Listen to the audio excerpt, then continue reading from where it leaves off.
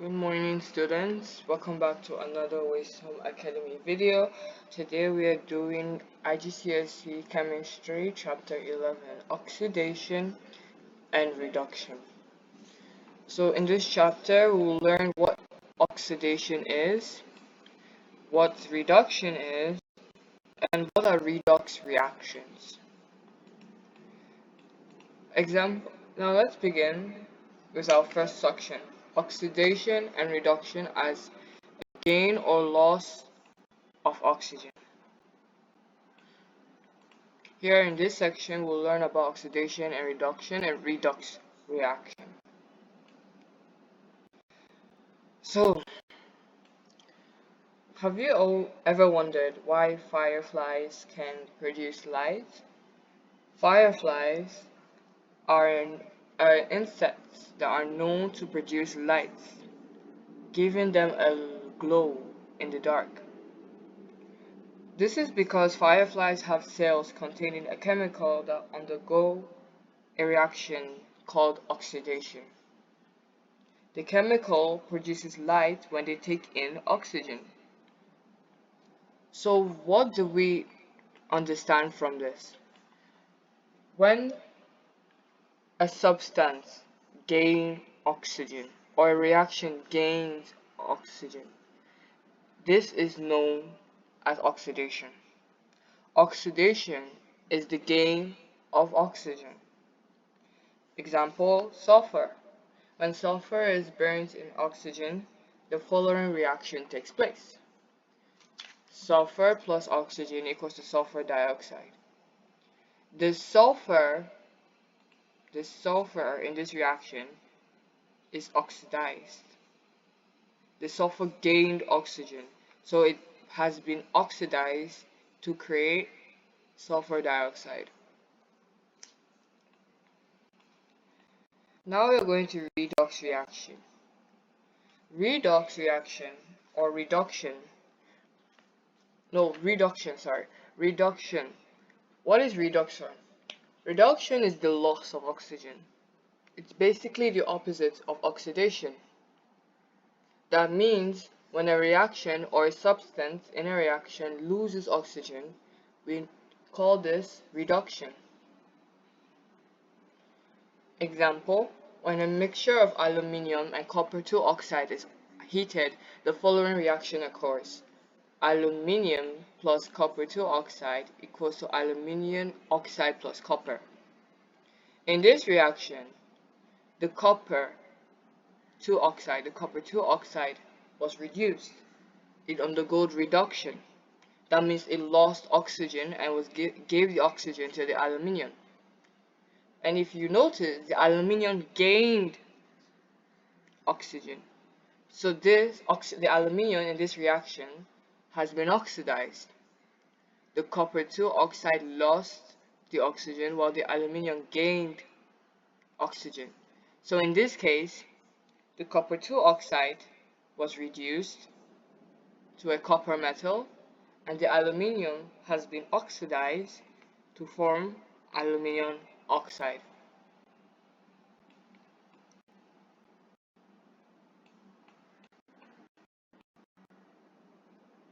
Now we go into oxidizing agents and reducing agents. What are oxidizing and reducing agents? Well, an oxidizing agent is a substance that oxidizes another substance and itself reduces. That means an oxidizing agent would oxidize another substance in the reaction while getting itself reduced. Now let's go back to this reaction. The copper 2 oxide got reduced into metal copper, while it gave the oxygen it had to aluminium, making aluminium become oxidized. So what does this mean? This means that copper 2 oxide is acting like an oxidizing agent. In this case, it's allowing aluminium to become oxidized while getting itself reduced. So it gives its oxygen, reduces itself by giving its oxygen to aluminium, while the copper 2 oxide gets reduced, losing the oxygen, and it becomes a normal copper metal. A reducing agent is quite the opposite of an oxidizing agent. It's a substance that reduces another substance and gets itself oxidized. That means, unlike the oxidizing agent, a reducing agent reduces itself. No, it reduces another substance and gets itself oxidized. We can say here that aluminium is acting like a reducing agent. While it gets itself oxidized by collecting the oxygen from copper 2 oxide, it reduces copper 2 oxide by taking away the oxygen. So aluminium gets itself oxidized while it reduces copper 2 oxide, turning it into normal copper. So in this case, aluminium is acting like a reducing agent. Now let's move on to some examples of oxidizing and reducing agents. Now, there are some elements that normally act as an oxidizing or reducing agent. That means if we were to put these elements or compounds into a reaction, they are bound to act as an oxidizing or reducing agent, no matter what you add to it. Here are some oxidizing agents that you should memorize at least a few of them: bromine, chlorine, concentrated sulfuric acid, nitric acid, oxygen, potassium manganate, and potassium dichromate. Now all of these elements and compounds act as oxidizing agents. They oxidize another substance and get itself reduced. You're wondering why oxygen is an oxidized agent. How can oxygen be an oxidizing agent? Well, oxygen gets itself reduced by letting it add to another substance, another element. That means, I'll give you an example. Water plus oxygen gives H2O. Sorry, don't mind my handwriting. The board is a little bit lagging. So what I've written here is hydrogen plus oxygen gives water, which is H2O. Now in this case, give me a second, let me balance it. Now in this case,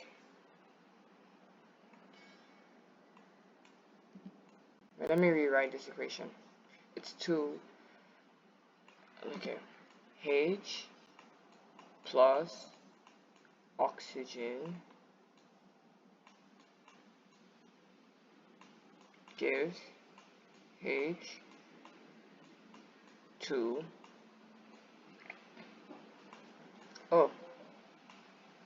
Now this reaction is imbalanced, but that doesn't matter right now.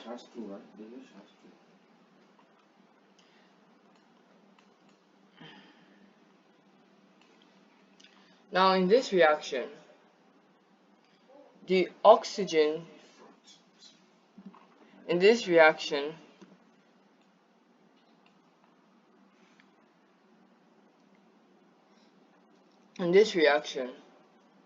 the oxygen gets itself acts as an oxidizing agent.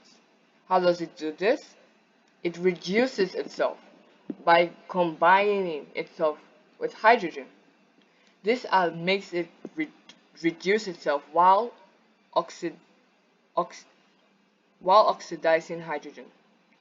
That means when it combines with hydrogen, it becomes water.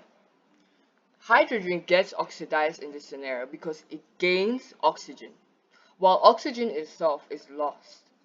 That means it goes to hydrogen. That's why oxygen acts as an oxidizing agent. It reduces itself while oxidizing other substances, in this case hydrogen. Now I hope I've made that clear. Let's move on to reducing agents. Now here are a few reducing agents, some elements and compounds that act as reducing agents by reducing another substance while getting itself oxidized, like carbon monoxide, hydrogen sulfide, and most metals. When they say most metals, they probably mean transition metals. Most metals act as reducing agents. But how though? Well, let me tell you something. Oxidizing and reducing does not only depend on oxygen. There are many factors that affect if a substance is oxidized or reduced, like the gain or loss of electrons. Oxid. Have you ever heard the term oil rig? This is a saying in chemistry. It means oxygen is lost while oxidation is lost while reduction is gained. This means that it doesn't mean in oxygen, it means in electrons. When a substance or a compound loses electrons, we say that substance has been oxidized. While in reduction, when a substance or a substance or a compound gains electron, we say that substance has been reduced. Now, in most reactions, metal give electrons. They don't gain, they give. Especially when reacting with nonmetals. Nonmetals gain electrons while metals give electrons. So that's why, in many cases, when a metal gives electron, it oxidizes itself because it's losing electrons. When a metal gives away an electron to another substance, it's oxidizing itself, while the substance gaining the electrons from the metal is getting reduced. So that's why we say metals act as reducing agents, because reducing agent is a substance that reduces another substance while getting itself oxidized. And this is because metals give electrons. Most metals give electrons. So when they give electrons, they are losing electrons, making them oxidize, while the other substance gaining the electrons that the metals give, they are getting reduced. So in this case, metals act as reducing agents. I hope I've made that clear. Then we also have potassium iodide and sulfur dioxide. So these are some of the many oxidizing and reducing agents. Now most of these here you should memorize for your IGCSE, as oxidation and reduction questions are one of the most common questions coming to your IGCSE. They are bound to come. In fact, there will be so much that you would realize that you should have taken this chapter more seriously. So that's why I say you should take your time to understand this chapter and topic and answer a lot of questions based on this topic. Now let's move on. How can we identify redox reactions in the term of gain or loss?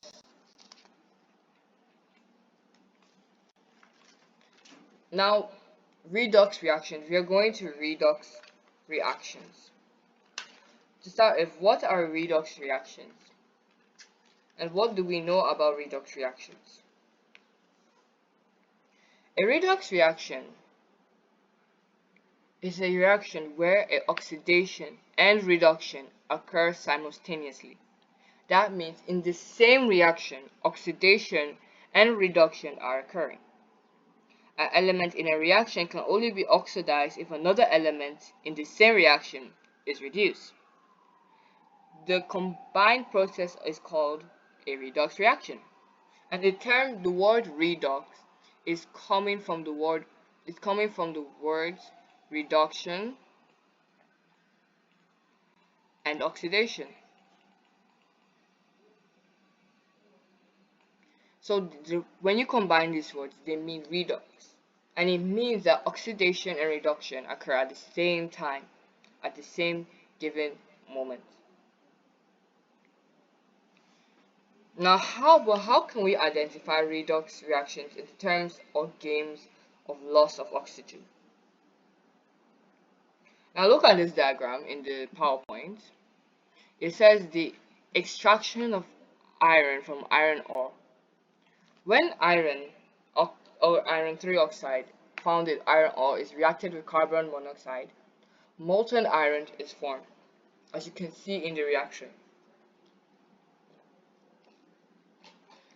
Here we have iron 3 oxide and carbon monoxide. Carbon monoxide, mono means one oxygen, one oxide, one. Mono means one. So when they say carbon monoxide, we mean CO, not CO2. So iron 3 oxide plus carbon monoxide gives liquid molten iron plus carbon dioxide. Now in this reaction, do you notice what has gained oxygen and lost oxygen? Well, the iron here, iron 3 oxide, lost oxygen to become molten iron, while the carbon monoxide gained oxygen from the iron to become carbon dioxide. So in this case, we say that the carbon monoxide has gained oxygen and is oxidized, that means gained oxygen, to form carbon dioxide. Whereas the iron 3 oxide has lost oxygen and is reduced to iron. Now, if you couldn't tell, this reaction is called a redox reaction because you can see that reduction and oxidation are occurring at the same time, at the same reaction. Iron 3 oxide loses oxygen while carbon monoxide gains oxygen. So this reaction is considered a redox reaction. They are occurring simultaneously. The oxidation and reduction are occurring simultaneously. An element in a reaction can only be oxidized if another element is in the same reaction is reduced. So carbon monoxide could only have been oxidized if iron had given away the oxygen by getting itself reduced. Now when during welding, the same process of creating iron, when iron 3 oxide is reacted with aluminium, a lot of energy is produced. That means the reaction is an exothermic. This reaction is used in when a lot of energy is produced or heat or energy is produced. That means they lost energy or lost heat. We say the reaction is an exothermic.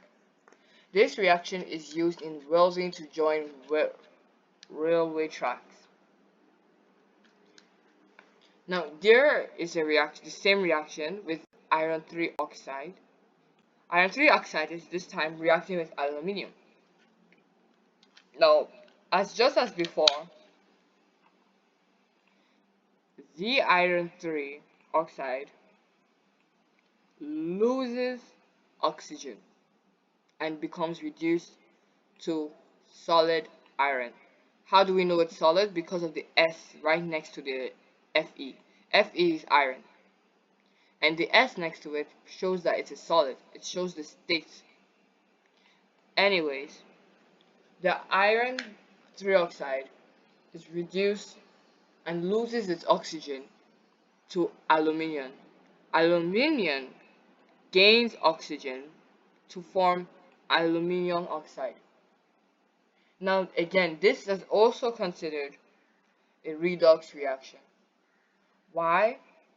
Because oxidation and reduction always occur together. They take place simultaneously. And if you haven't noticed, the aluminium could have only gotten oxidized if the iron had reduced itself. So if iron hadn't given away the oxygen, the aluminium couldn't have become oxidized. That is why we say that every element in a reaction can only be oxidized if another element in the same reaction is reduced. Now that we understand redox reaction, I think we can move on. Now we are going to oxidation and reduction as a gain of loss of reactions. I've explained a bit of this. Remember oil rig? Now this is something you should memorize as it will help. Oil rig. If you have a hard time memorizing simple things, you can easily always remember that you can easily turn them into acronyms or rhymes or poems, something that can stick it into your brain, something catchy that can stick into your brain. Something like oil rig is an example. Oil rig define oxidation as a loss of electrons. So when a substance, element, or a compound loses electrons, we say it has undergo oxidation. And it's the opposite for reduction. When a substance, element, or compound gains electrons, we say that it has been reduced. So let's move on to oxidation and reduction as a gain or loss of electrons.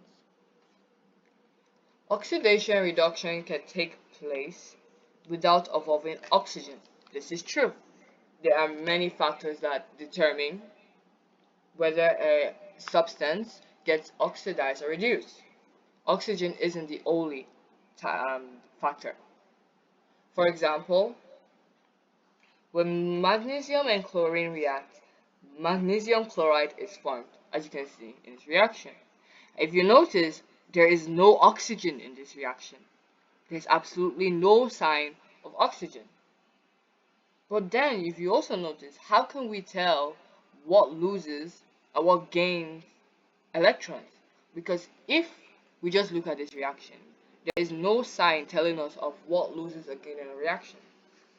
So this is somewhere the periodic table comes in.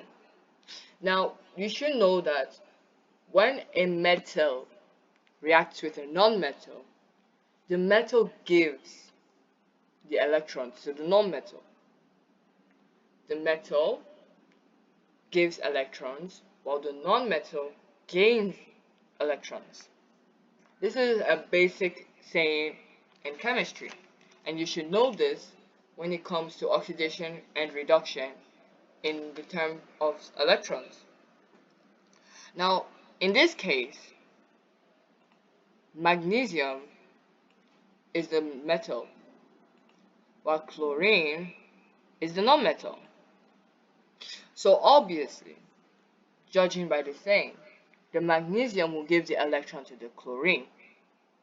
So that means the magnesium loses electrons, and we say it has been oxidized, while chlorine gains electrons, so it has been reduced. That's why we say in this reaction, the magnesium as a metal loses electrons, has been oxidized, while chlorine has been reduced. Now, for the sake of learning, we will explain what this means diagrammatically. As you can see, there are two chlorine molecules or atoms, and one magnesium atom. Now, in the periodic table, there's something in the periodic table that you should know. They have the molecular number and the molecular number that explains the amount of shells and electrons in the shell. In atoms, it's in a format of the first shell can only contain the maximum of 2 electrons, while the third can also only collect a maximum of 8 electrons. Sorry, my board is a bit laggy.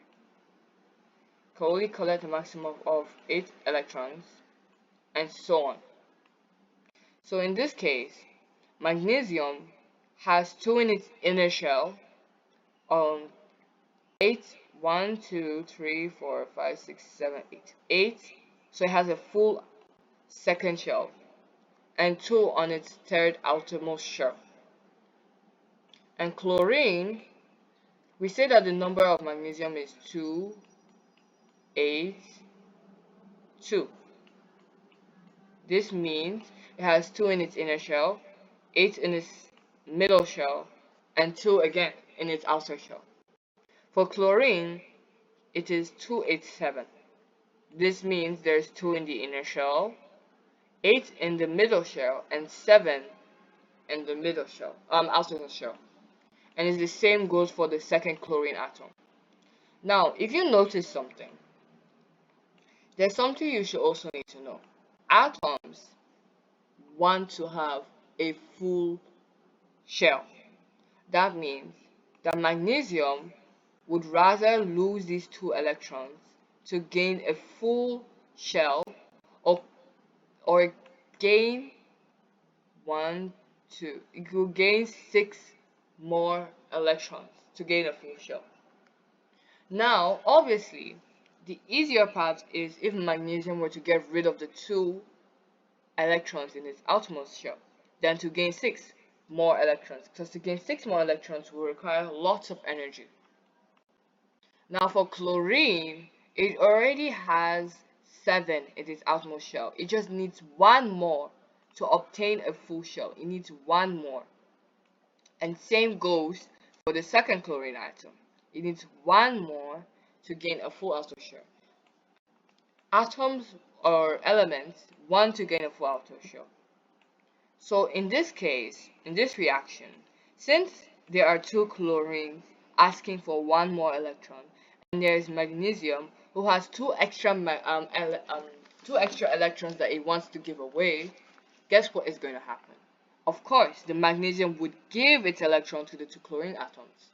So 1 of the magnesium electron will go to the chlorine electron, and another of the magnesium electron will go to the other chlorine electron, allowing magnesium to have a full outermost shell, and chlorine and the 2 chlorines also have a full outermost shell. As you can see, they are now 288 for the 2 chlorines and 28 for the magnesium. They all have a full outermost shell. I know you have a question. What are these numbers on the top right? Well, these numbers show how much electrons an element has lost or gained. You see, when an atom loses electron or gains an electron, it's no longer the same. So we show this by showing signs. This negative means that it's become more negative and it has gained more electrons.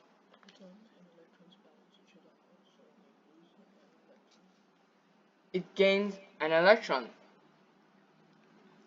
So we write negative sign, just a negative sign. We don't normally you can write 1. No one would get make you lose marks for it. But in chemistry, we just write the negative sign. We do not write numbers. If chlorine were to get, let's say, 3 more electrons instead of 1, we write 3 negative. That means it has gained 3 electrons. When a substance gains more electrons, it becomes more negative. So we write the negative sign. And the same goes for the other chlorine. For magnesium, however, we don't write the negative sign. Why? Because it didn't gain electrons, it lost electrons. That means it's not more negative, it's more positive. And when it's more positive, we say that the magnesium has lost electrons. And how many electrons did magnesium lose? 2. It lost 2 electrons.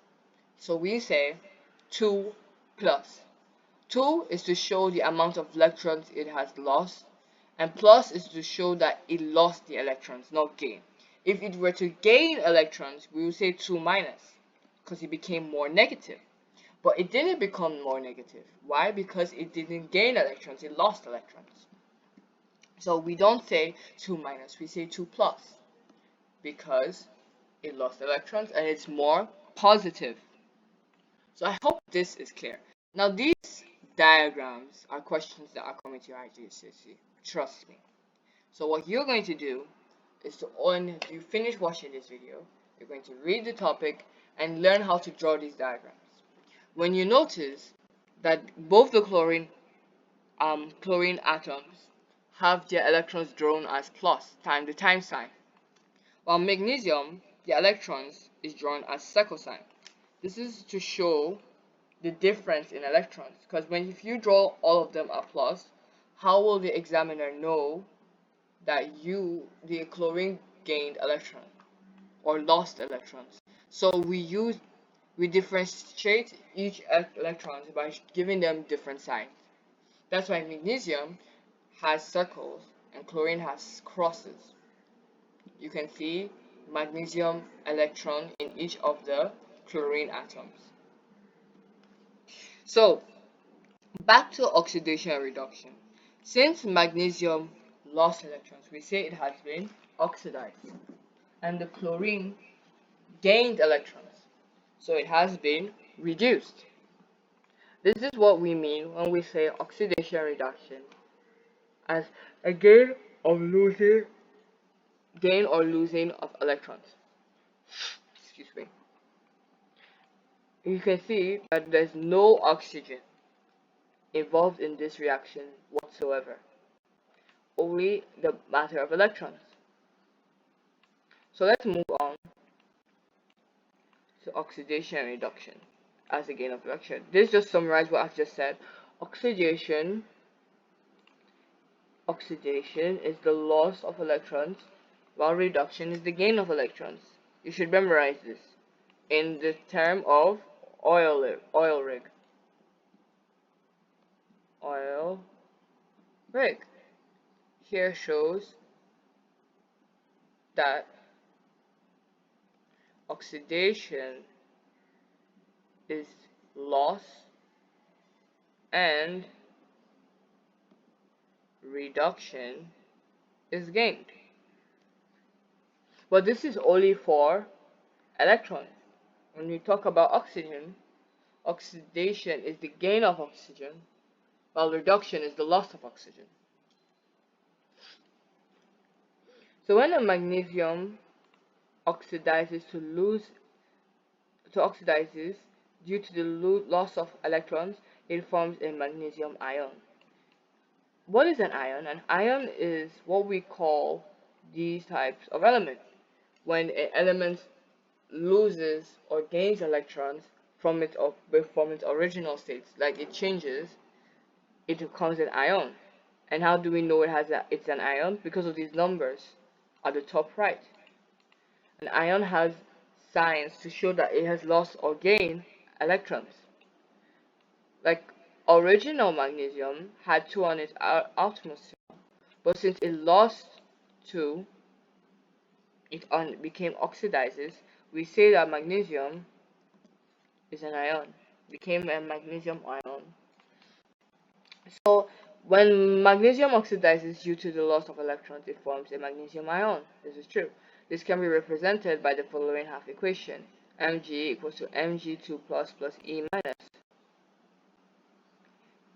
So here it explains that this original magnesium became 2 plus because it lost electron, plus the electron itself. Now, for chlorine, when chlorine gains electrons from magnesium, it forms chloride ions. That's it because it gained 1 electron. The half equation for the formation of chloride ion is this. Here is original chlorine. It gained electron. We say 2 electrons because there are 2 chlorine. When there's 2 chlorine, you will need to balance it out by giving it 2 electrons. So chlorine plus 2 electrons equals to 2 chloride ions. The overall transfer of electrons can be centered by an ionic equation. This is considered an ionic equation because ions are formed, and the magnesium loses electrons, becomes oxidized, and the chlorine gains electrons, becomes reduced. This follows the oil rig system. So now that we understand, let's move on to how can we identify redox reactions in terms of gain or loss of electrons. We can explain the reaction between copper and aqueous silver nitrate in terms of gain or loss of electrons. This diagram shows what happens to when copper metal is added to aqueous silver nitrate. Now, in a beaker or a tube, a wire of copper, a copper wire, is added to aqueous silver nitrate. Now, after some time, the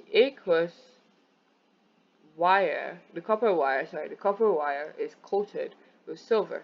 That means silver is surrounding the copper wire, and the aqueous silver nitrate becomes the aqueous copper 2 nitrate, and it turns to blue. So this is a reaction between copper metal and aqueous silver nitrate. As you can see the formula here, copper plus silver nitrate becomes copper 2 nitrate plus silver. Now this is an ionic reaction. An ionic equation for this reaction. Now this is the ionic equation because the copper loses electrons and the silver gains electrons. When copper loses electron, it becomes oxidized and forms to become an ion. It loses 2 electrons, while the silver gains electrons. It becomes reduced, so it becomes normal silver. Here is the 2 silvers. There's 2 silvers, and each silver needs 1 more electron. As you can see the plus, that means it's positive and it needs 1 more electron. So when it gains electron, the 2 silvers become normal. As you can see, there's no symbol to show that it's an ionic element. It becomes normal element. This is what we can see in this reaction. In this reaction, the upper atom has lost 2 electrons to form copper to iron in an aqueous solution. Hence, the copper has been oxidized. At the same time, its silver iron has gained 1 electron to form a silver atom. Hence, the silver ions have been reduced. Since oxidation and reduction occur simultaneously, the reaction is a redox reaction. So this is how we can tell a reaction is a reduction reaction, because oxidation and reduction occur at the same time. Now we are going to oxidation numbers. What are oxidation numbers? And what do they tell us about a reaction? Oxidation number. You will have noticed by now that Roman numeral numbers are used when naming some compounds. Remember the iron 3 oxide? Or the copper 2 nitrate? You notice that we say aqueous copper 2 nitrate. What is this Roman number for? What does it do? And what do they teach us? What do they do and what do they teach us? In many reactions like iron 3 oxide or copper 2 nitrate, there's Roman numbers. These Roman numerals are actually called oxidation numbers. An oxidation number is the charge of an atom of an element that would have existed the oxidation number is the charge an atom of an element would have if it existed as an ion in a compound. That means the charge of an atom of an element it would have if it existed as an ion or in a compound. Some transition metals, as well as non-metals, have variable oxidation numbers, and the oxidation numbers help us determine if an oxidation or reduction has occurred in the reaction. In ionic compounds, the oxidation number is the same as the charge on the ions. Now look at this table. Here we have compounds and their chemical formula. Here we have the cation and anion. Right, so what are cation and anion? Well, cation, give me a second. Cation and anions are actually ions, but they're split into two. Cations are positive ions, while anions are negative ions. As you can see, all the ions in the cation section are positive, while the ions in the anion section are negative. So how do we remember this? Anion and cation. If you have issues with memorizing terms, you can remember anion and cation by the word. The word anion, let me write it down, anion, can mean a negative ion. So we can say an anion stands for a negative ion. And if we say that, we will know that the cation will be positive, because if anions are negative, that means obviously the cation is positive. And this can help you remember these terms. Now, oxidation occurs when the oxidation number of a substance increases. To work out the oxidation number, we can apply the following rules. Here they are. Rule 1. Oxidation number of an element is 0. Yes. The oxidation number of a simple ion is the same as the charge of the ion. This is true. And some elements have fixed oxidation numbers in their compounds. This is also true. So what are these? These are rules when it comes to writing an oxidation number. In an element, a normal element, not an ion element or an ion, in a normal element, the oxidation number is 0. The oxidation number of a simple ion is the same as the charge of an ion. That is rule 2. In rule 1, the oxidation number of an element is 0. And in rule 2, the oxidation number of a simple ion is the same as the charge. So for this lithium, since it has 1 plus, we say that the oxidation number is +1. Now one thing you should know is that we don't write 1. I noticed when I said 1 plus 1, but there is no 1. There's only plus. This means there is 1. We don't write it. And then for this oxygen, it's 2 negative. That means it gained 2 electrons. So we say the oxidation number is -2. Now, but some elements have a fixed oxidation number in their compounds. Example, group 1 elements always have a +1 oxidation number. And group 2 elements always have a +2 oxidation number. Hydrogen in most compounds always have a +1, and oxygen in most compounds always has a -2. This is for special conditions.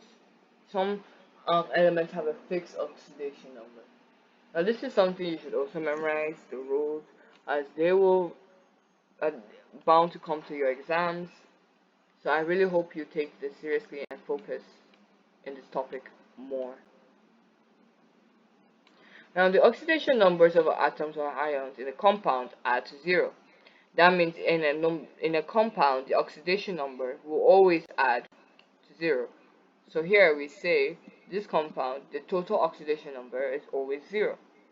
And here we have magnesium and oxygen. Now magnesium has a +2 oxidation number because it's from group 2, while oxygen always has a -2 oxidation number. Now we say, like we've written here, +2 +-2 equals to 0. This is the written formula for the oxidation number. Same goes for here. Here we have potassium oxide. The potassium has +1 times 2. Why do we say times 2? Because there are 2 potassium. So we don't just say +1, we say +1 times 2. And the oxygen, in this case, is always -2. Now we say 2 times +1 plus -2 equals to 0. This is also the formula of the oxidation number of a compound. So if they ask you the sum of the oxidation numbers of the atoms in a polyatomic ion is the same charge on the ion.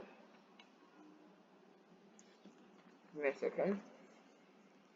So we say here that we have hydroxide -2 plus 1 is equals to -1. Here you have to actually calculate it. So we say -2 plus 1 does not equal to 0, it equals to -1, which is the ionic number. So in this case, the oxidation number is the same as the charge of the ion. So let's move on to oxidation is as an increase in the oxidation number.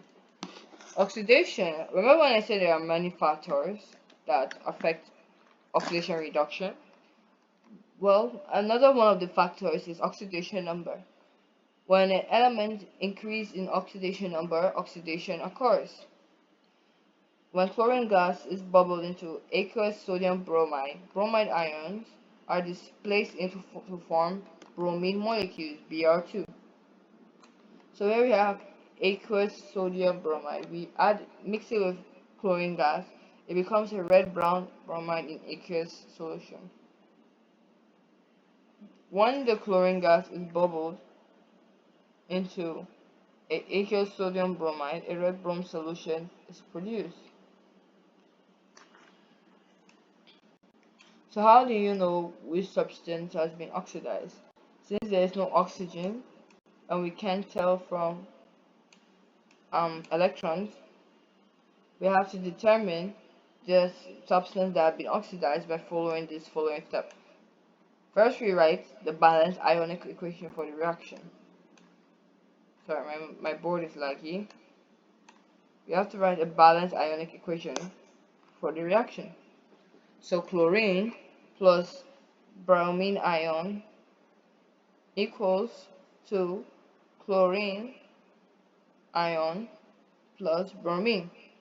So in this case, the bromine has one extra electron. So it gives this electron to chlorine. So that chlorine is normal. No, bromine is normal, while chlorine has one extra electron and it's become negative. Now we write the ionic equation. We now have to write the oxidation numbers of all the substances in the reactor as the second step. So in this case, chlorine has an oxidation number of 2. Why?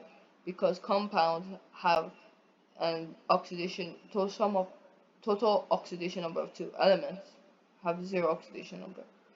Bromine has -1 because the ionic symbol says negative. So that means it has one extra electron. And remember that in the second rule, normal ionic reactions find the oxidation number of normal ionic reaction or ionic elements, we just take the ionic number to make the oxidation number.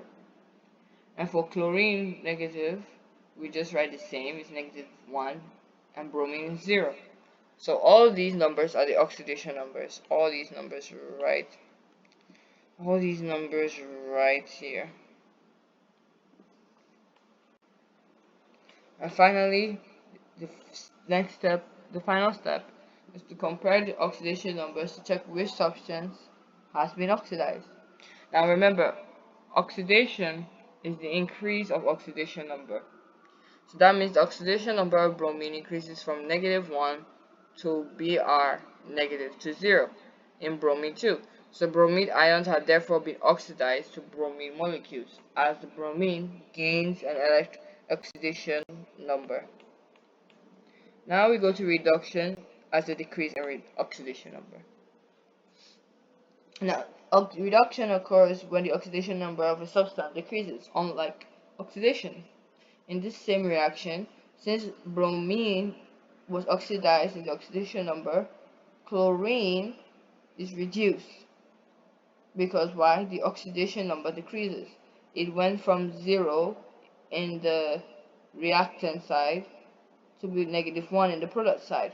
So we say the chlorine has been reduced because the oxidation number decreased. The oxidation number of chlorine decreases from 0 to in the Cl2, which is normal chlorine, to -1 in the ionic chlorine. So how do we identify a redox reaction in the terms of change of oxidation number? Consider the reaction between sodium and chlorine. In this case, the sodium and chlorine react together to form sodium chloride, which is salt. Now, to find the redox reaction, we first need to say that in this reaction, the oxidation number of sodium increases from 0 to 1. Why? Because first we need to find the oxidation number for all the substances in the reaction. Sodium has 0 since it's a normal compound, and chlorine also has 0 since it's a normal compound. Now, later on, they both each gain or lose oxidation number. Sodium becomes +1 while chlorine becomes -1. And since the oxidation number of sodium has increased, the sodium is oxidized into sodium ions. The oxidation number of chlorine decreases from 0 to -1, so the chlorine molecules have been reduced to chloride ions. And since the oxidation and reduction occur simultaneously, the reaction is a redox reaction. So I hope you've understand this. Let's move on to non-redox reaction. Now you should know that not all chemical reactions are redox reactions. If you notice, most of the reactions we covered are mostly redox reactions. Well, you should know that there are some reactions that are non-redox. Neutralization and precipitation don't involve changes in oxidation number, so therefore they are not redox reactions. During neutralization reaction, an acid and an alkaline react to form salt and water. For example, hydrochloric acid reacts with sodium hydroxide to form sodium chloride and water. The ionic equation is shown. So hydrogen, an ionic hydrogen plus hydroxide, aqueous hydroxide, forms to form water. Now this is neutralization, acid and salt. Acid and alkaline, or acid and base. They react together to neutralize to form water. Now this is neutralization. And precipitation, the two soluble compounds react to form an insoluble compound. For example, sodium sulfate reacts with barium chloride to form sodium chloride and barium sulfate. The ionic equation is as shown. Barium chloride and sodium chloride, barium chloride and sodium sulfate form barium chloride and sodium sulfate. So no, sodium chloride and barium sulfate. So this is a precipitation reaction. Why? Because the two soluble compounds form to react an insoluble compound, and this is considered a non-redox, because the oxidation numbers don't change. You can see +2, and it still remains as +2, +6 still remains as +6, and -2 it still remains as -2. There are no changes in oxidation number, so it's not a redox reaction. So here's a worked example. They say calculate the oxidation number of sulfur in the sulfate ion SO4 -2. Now before you read the solution, to help yourself, why don't you just pause this video and try solving it yourself. Now let's quickly go through the solution together. The oxidation number of sulfur will be X. Oxidation number of oxygen is -2. The sum of oxidation numbers of an atom in a polyatomic ion equals to the charge on the ion. So X plus 4 times -2. Why do we say 4? Because oxygen has 4. Oxygen is 4 on the side. So we say it's multiplied with 4. -2 times 4 equals to -2. So you know why? Because the oxidation number of the compound or the atom is equal to the charge. So we know that the sum of oxidation number is -2. They want the oxidation number of sulfur in the sulfate ion. So we say X plus 4 times -2 equals to -2. So if we do the calculation, you say 4 times -2 is -8. Now you bring -8 and put it here. When you bring it here, it turns to +8, and -2 plus 8 equals to 6. So X equals to 6. The oxidation number of sulfur in the sulfate ion is 6. So let's move on. Oxidation and reducing agents. I've already taught about this, a redox reaction. A redox reaction, but let me just do a quick recap. A redox reaction is a chemical reaction that involves simultaneously of oxidation and redox. As you can see in the reaction, chlorine has caused HH2S to be oxidized. Therefore, here it's a oxidizing agent, while hydrogen sulfide has caused this chlorine to be reduced. So therefore, hydrogen sulfide is a reducing agent. And here you can see that this is a redox reaction.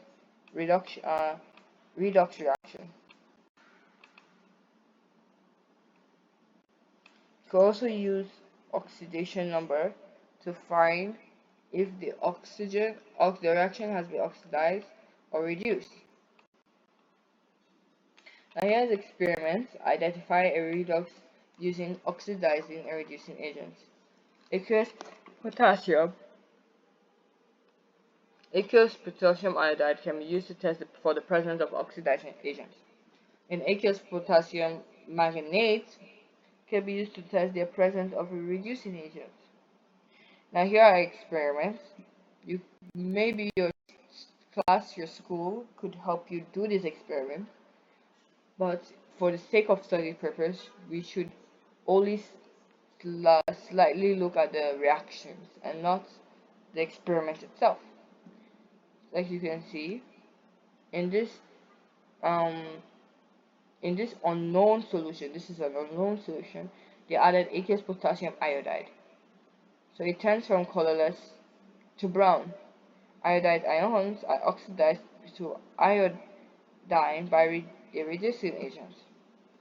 And in this one, acidified potassium manganate paper turns from purple to colorless when added in a test tube.